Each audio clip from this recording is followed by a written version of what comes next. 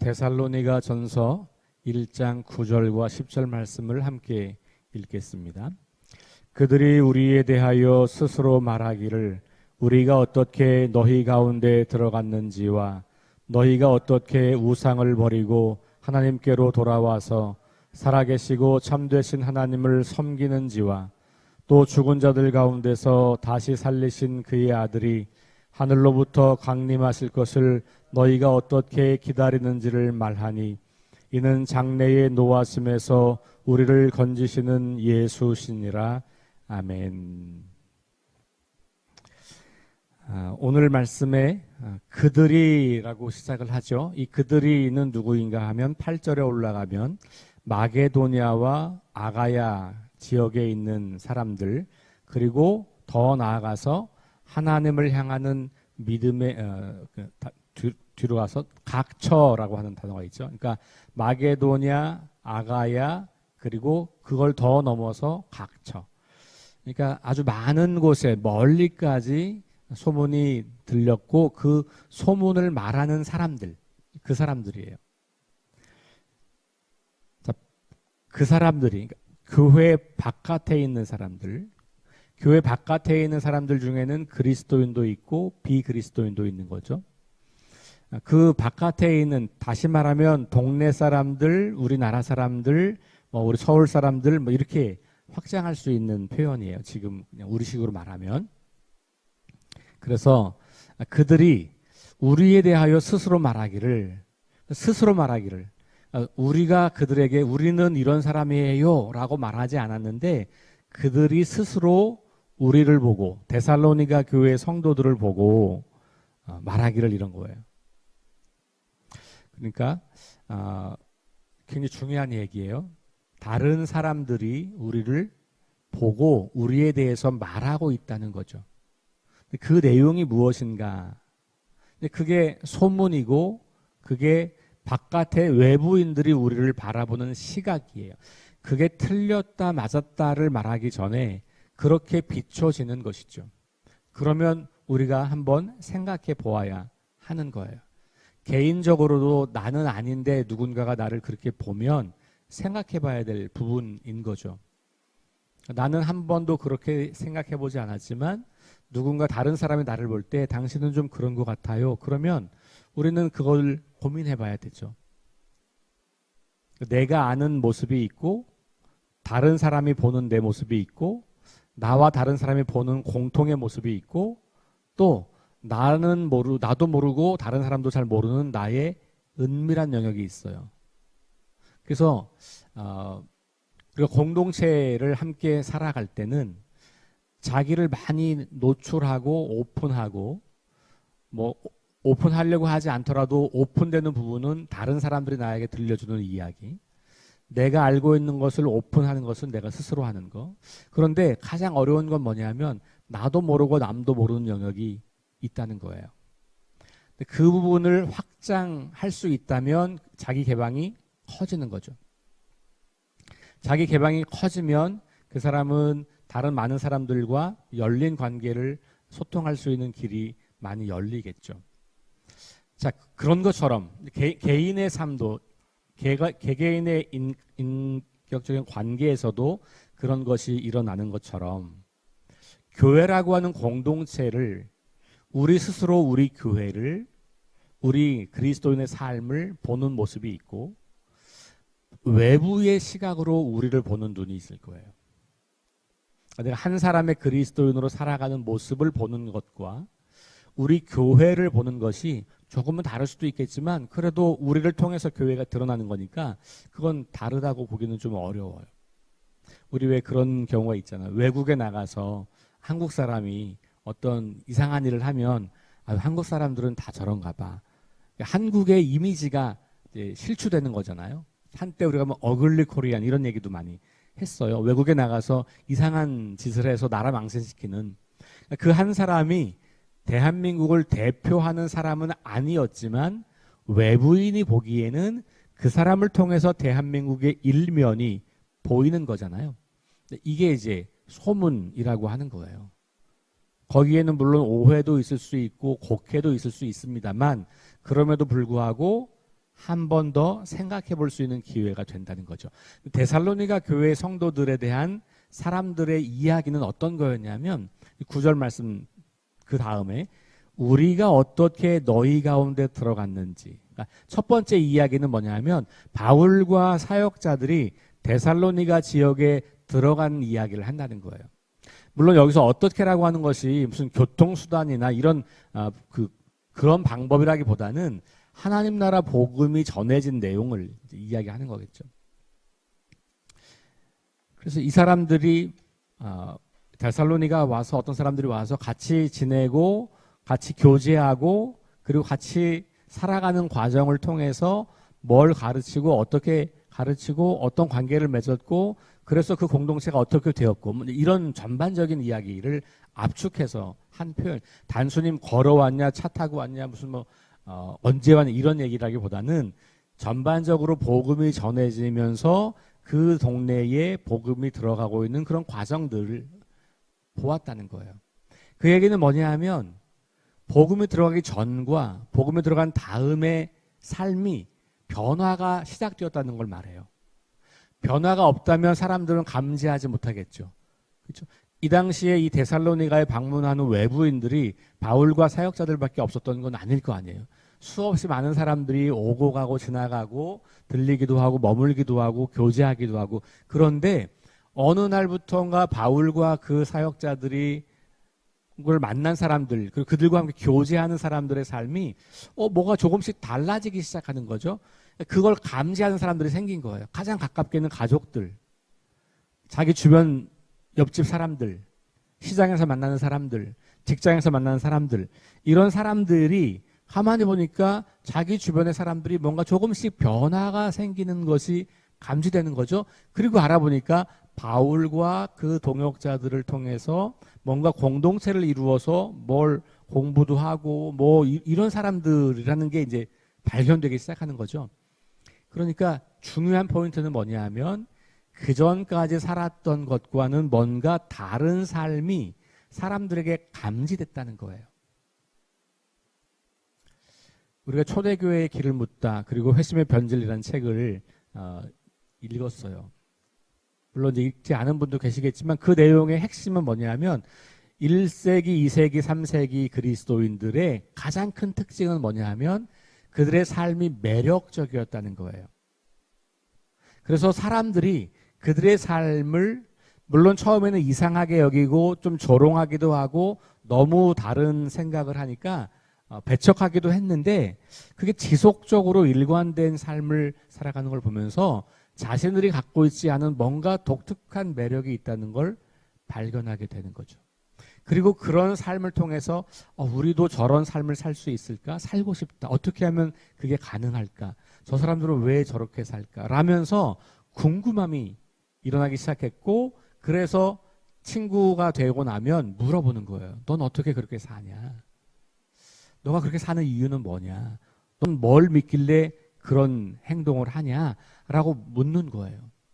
그러니까 사람들이 우리의 삶에 대해서 처음엔 이상하게 생각하고 그 이상함이 호기심으로 발전하고 그래서 우리와의 만남을 통해서 뭔가 그들의 삶에 작은 어떤 그 물방울 이 같은 것이 탁 떨어지기 시작하면서 뭔가 이렇게 파도가 이렇게 그걸 뭐라 그러죠? 이렇게 물방울 떨어지면 물결이 밖으로 쭉 밀려가는 것처럼 이 크든 작든 뭔가 그런 것들을 감지했다는 거죠. 그러니까 그들이 어떻게 여기 들어왔는지 이런 걸 관찰하는 거예요. 그들이 와서 뭐 하는지 어떤 얘기를 하는지 그들을 만난 사람들은 어떻게 살아가는지가 계속 궁금해지기 시작하는 거예요. 물론 그들 중에는 그들을 오해하고 박해하고 자기들의 생각을 주장하면서 그것과 다르니까 매우 싫어하고 밀어내려는 사람들도 많이 있었죠. 그러니까 이 소문이 있다고 해서 모든 사람들이 다 그렇게 말했다 이런 건 아닐 거예요. 그렇죠? 왜냐하면 박해도 있었고 그래서 쫓겨나기도 했고 위기를 경험하기도 했잖아요. 그런데 놀라운 것은 그렇게만 있는 게 아니라 그런 게 더 많았지만 사람들이 뭔가 좋은 영향력을 받기 시작했다는 것을 우리가 알 수 있는 거예요. 그 구체적인 내용을 그 다음에 소개하는 거예요. 너희가 어떻게 우상을 버리고 하나님께로 돌아와서 이렇게 말하죠. 그러니까 이 사람들은 그 과정을 다 본 거죠. 옛날에는 자기들과 똑같이 우상을 섬겼던 사람이에요. 자기들과 똑같이 어떤 것에 중독되어서 거기에 삶에 매였던 사람들이에요. 자기들과 똑같이 뭔가를 즐겼던 사람들이에요. 자기들과 똑같이 심전에 가서 이방신을 섬기고 제사했던 사람들이에요. 자기들과 똑같은 방식으로 삶을 살았던 사람들이에요. 그런데 어느 날부턴가 조금씩 그런 것들을 끊어내기 시작하는 거예요. 그래서 자기들과 함께 누렸던 것들을 더 이상 누리지 않아요. 그것으로 삶의 기쁨을 삼지 않아요. 거기에 절하지 않아요. 이런 것이 발견되는 거죠. 그게 바로 우상을 버리고 하나님께로 향했다라고 하는 거예요. 회심은 뭐냐 하면 내가 그동안 살아왔던 삶에 뭔가 문제가 있다는 것을 발견하는 거예요. 나는 이게 행복인 줄 알았고 이게 성공인 줄 알았고 이게 삶의 의미인 줄 알았는데 이 사람들을 보니까 다르게 사는 게 더 행복해 보이고 다르게 사는 게 더 의미 있어 보이고 다르게 사는 게 나름대로 더 성공적으로 보이기 시작했다는 거예요. 바울과 사도들을 만난 사람들의 삶이 그렇게 보이기 시작한 거예요. 어느 순간 어떤 사람에게 사회적 신분의 차이와도 관계가 없어요. 때로는 주인이 종을 보고 그렇게 느끼기도 했고 때로는 남편이 아내를 보고 그렇게 느끼기도 했고 때로는 아내가 남편을 보고 그렇게 느끼기도 하고 때로는 자기 직장의 어떤 상사를 보면서 혹은 아랫사람을 보면서 그런 관점들이 생기기 시작한 거예요. 그걸 바울은 우상을 버리고 하나님께로 돌아왔다라고 바울이 자기의 기독교적인 언어로 쓴 거지 이 사람들이 처음부터 나 우상 버리고 하나님께로 간다 이런 말을 사람들이 쓰진 않았을 거예요. 그 사람들이. 물론 나중에 확연하게 됐을 때는 그런 용어가 익숙해졌을 수도 있겠지만 아주 초기에는 저 사람들이 그동안 나랑 함께 했던 것들을 버리고 뭔가 다른 어떤 대상을 신으로 섬기기 시작했네 이런 거죠. 어쨌든 그게 그들이 스스로 말한다는 게 무슨 말이에요? 보인다는 거죠. 단순히 성전에 와서 예배를 하냐 안 하냐 이것 가지고는 잘 보이지 않는 거예요. 물론 이제 그 당시는 신전을 다 다녔고 다 신을 섬기고 있었기 때문에 신도 한두 신이 아니고 여러 신들을 동시에 섬기고 있었기 때문에 그래서 한 신만 섬긴다는 게 되게 이상하고 그게 믿음이 없고 불신자고 이렇게 여겨졌던 건 무신론자고 이렇게 여겨졌던 건데 그러니까 그게 눈에 띄는 건 맞을 거예요. 그런데 그들이 눈에 띄게 그걸 뭘 막 자랑하거나 전도하거나 그렇게 하진 않았어요. 할 수 없는 형편이었기 때문에.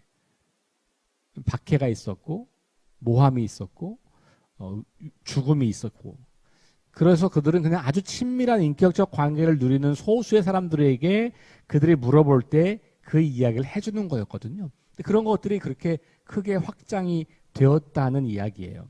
그리고 그 모든 내용을 종합하면 우상을 버리고 하나님께로 돌아섰다는 거죠. 그러면 저와 여러분들의 회심을 한번 돌아볼까요? 우리가 하나님 만나기 전에 붙잡고 있었던 것. 여기 우상이 꼭 어떤 대상을 설정해놓고 신으로 섬기는 것만이 아니라 우리 인생에 가장 중요하다고 여기는 것. 우리가 가장 의미 있다고 여기는 것. 가장 행복이라고 생각했던 것. 이거 없으면 난 살 수 없어요 라고 여겼던 것들이에요. 그래서 거기에 계속해서 집중하고 거기에 몰입하고 거기에 빠져있고 거기에서 뭔가 행복과 의미를 찾으려고 했던 그런 것들이에요. 오늘날 현대인들에게 그런 것들은 돈도 되고 권력도 되고 쾌락도 되고 쾌락이라는 게 방탕한 수준의 쾌락이 아니라 우리가 즐거움을 추구하는 것들 그것이 지나치면 그렇게 될 수 있는 그렇게 살지 않으면 인생 아니지 이렇게 안 살면 이건 불행한 거지 이렇게 안 살면 성공적이지 않은 거지 라고 생각하는 그 모든 것들 그것들이 우리에게는 하나님보다 더 소중한 가치를 가졌던 거죠. 옛날에. 하나님 알기 전에, 예수님 만나기 전에 우리는 거기에 인생이 있다고 믿었던 거예요. 거기에 인생의 답이 있다고 믿었던 거고, 거기에 인생의 행복과 성공이 있다고 믿었던 것이죠. 그것으로부터 돌아서서 하나님께로 왔다 하는 거예요. 그러니까 이제 생각은 그런데 그 생각이 우리의 삶으로 바뀌어졌느냐는 또 다른 문제죠.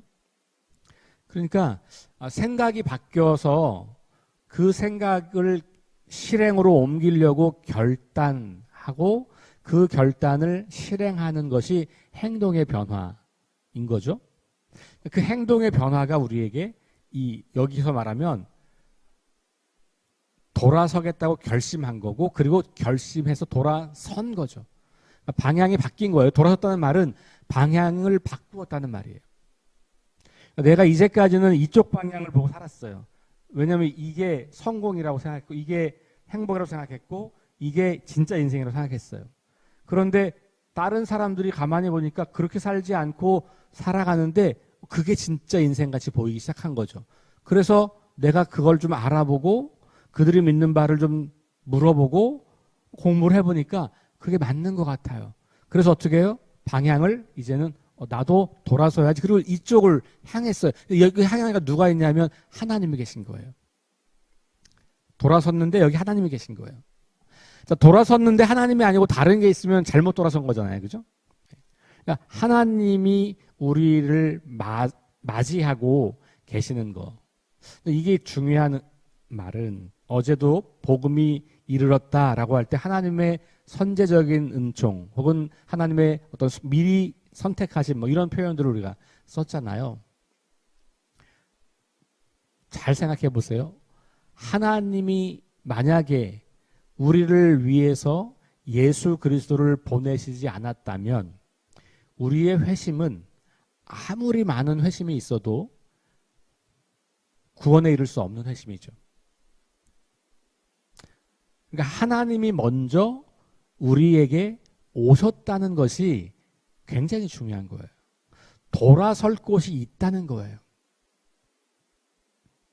그러니까 하나님이 먼저 우리를 사랑하셨고 우리에게 은혜를 베푸셨고, 그리고 죄인인 우리가 돌아서기만 하면 우리를 한없는 사랑으로 맞아주시려고 하는 그 하나님의 사랑이 이미 있는 거예요.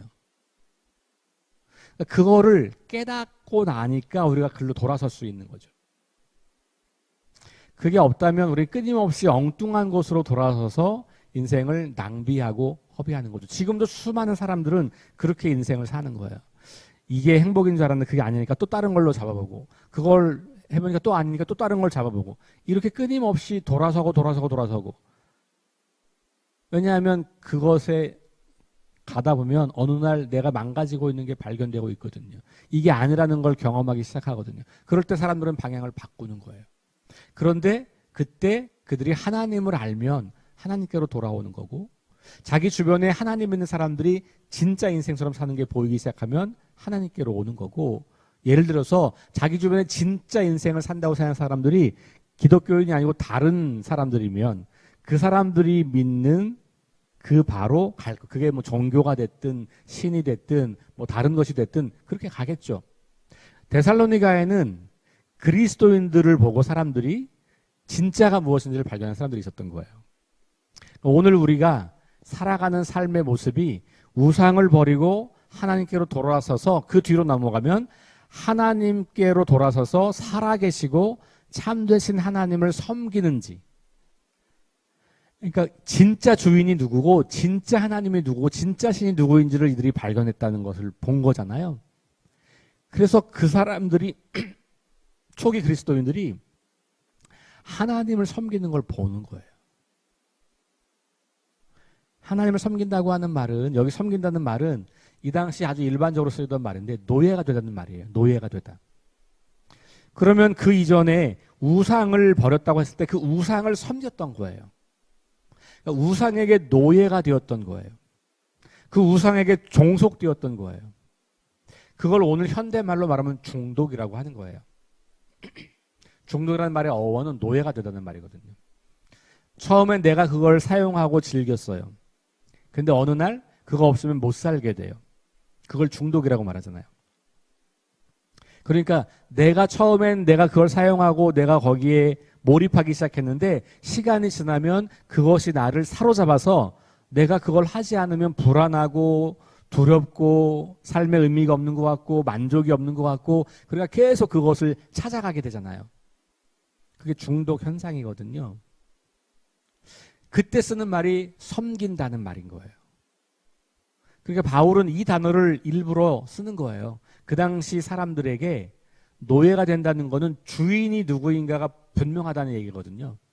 하나님이 진짜 주인이다, 이제 우리 인생에. 그리고 우리는 이제 하나님을 계속 바라보며 살아야 한다. 하나님께 집중해야 한다라는 것을 말하고 싶은 거예요. 그러니까 하나님께로 돌아서 하나님을 섬긴다라고 하는 것은 하나님을 계속해서 바라보고 하나님께 집중하는 거. 저 뒤에 이제 그 히브리서 가면 예수를 바라보라 이렇게 나오는 명령이 있어요. 주 예수 그리스도를 바라보라. 골로새서에도 그런 말씀이 나오죠. 이 바라보라라고 하는 말을 영어 성경이 다양하게 번역을 하는데 어떤 성경은 그거를 우리말로 지역하면 눈을 그리스도께 고정시켜라 이런 말이에요. 눈을 그리스도께 고정시켜라. 지금 제 앞에 저 카메라가 저를 고정하고 있거든요. 저를 계속 주시하는 거예요. 그런 것처럼 우리가 주님을 계속 바라보는 거예요. 그리고 그 주님을 바라보면서 그 주님을 따라가는 거예요. 그 주님을 따라가는 것이 이렇게 섬기는 거예요. 근데 그렇게 되면 어떻게 됩니까? 우리가 우상을 버리려고 하는, 그러니까 잘못된 옛날에 즐기고 옛날에 누렸던 삶을 이게 한 번에 벗어지진 않거든요. 한 번 돌아섰다고 완전히 끊어지진 않잖아요. 그게 영향력이 남아있고 흔적이 남아있어서 우리는 계속해서 돌아서는 결단을 끊임없이 해야 되는데 돌아섰다고 해서 우리가 완벽해지지 않아요. 우리가 해야 할 일은 그걸 완벽하게 버리려고 하기보다는 시선을 고정시키는 게 중요해요. 어디에? 그리스도께, 하나님께. 그러면 어떻게 되냐면 하나님께 시선을 고정하면, 그리스도께 시선을 고정하면, 그래서 그분을 따르기 시작하면, 그분을 배우기 시작하면 그분의 뜻을 따라 살아가려고 하는 힘이 생기는 거예요. 그게 반복되면 우상을 버리고라고 버리려고 애쓰지 않아도 그것을 어느 순간 이렇게 멀어지게 되는 거죠. 마치 이런 겁니다. 나쁜 습관을 버리는 게 아니고 좋은 습관을 형성하는 거예요. 그러면 나쁜 습관은 사라져요. 근데 우리가 자꾸 나쁜 습관에 초점을 두잖아요. 그러면 자꾸 그거를 못하고 있는 것 때문에 자존감이 떨어지고 강박이 생기고 힘들어져요. 그게 아니고 좋은 습관을 만들려고 계속 시도하는 거예요. 그러니까 오늘 여기로 말하면 우상을 버리는 일을 계속 반복하고 또 반복하고 이렇게 노력하기보다는 한 번 딱 버리기로 결심했으면 그때부터는 시선을 어디로 고정하라? 하나님께로 고정하라.